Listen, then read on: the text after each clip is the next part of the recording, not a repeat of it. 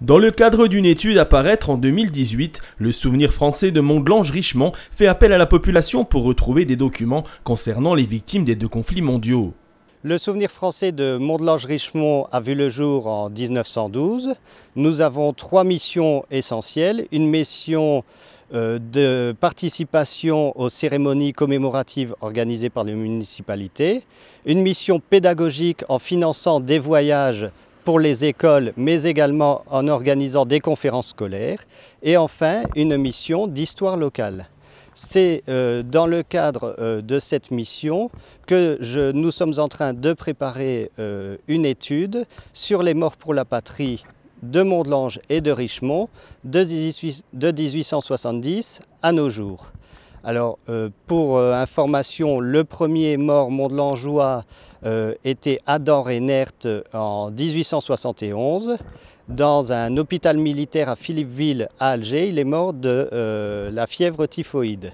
Le dernier mort, alors n'est pas mort pour la France, mais il est mort pour la patrie, c'est Fabrice Martin, donc, qui était un policier de la police nationale, qui est décédé à Richemont en 2014 dans le cadre d'un voyage de reconnaissance du ministère de l'Intérieur. Donc je lance un appel à l'ensemble des Mondelangeois, mais aussi des Amnévillois, qui pourraient avoir dans leur famille un mort pour la patrie, qu'il soit natif de Mondelange et de Richemont ou qu'il y ait résidé. Donc nous avons déjà fait des recherches dans les archives, notamment la ville de Richemont qui nous a ouvert la totalité de ses archives, mais également dans tous les autres centres d'archives, archives départementales, archives du ministère de la Défense.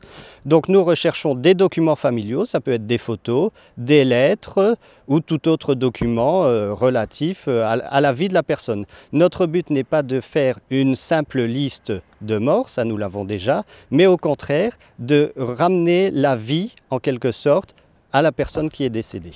Et nous recherchons également, si des personnes ont été témoins d'un fait, nous recherchons également tout témoignage. Nous avons eu notamment récemment une personne qui était originaire de Mondelange mais qui habite aujourd'hui à Metz, qui nous a délivré son témoignage sur l'évacuation du 4 septembre 1944. Si vous possédez des documents pouvant intéresser l'association, n'hésitez pas à contacter Monsieur Honecker aux coordonnées qui s'affichent en bas de votre écran. Vous soutiendrez ainsi l'association dans sa mission de transmission de l'histoire locale qui lui tient particulièrement à cœur. Nous avons récemment perdu un ami en la personne d'Albert Wackerman, qui était l'historien local de Mondelange. Et notre but, et le but aussi de ma génération, la génération des trentenaires, c'est de continuer en quelque sorte avec modestie, mais de continuer son héritage.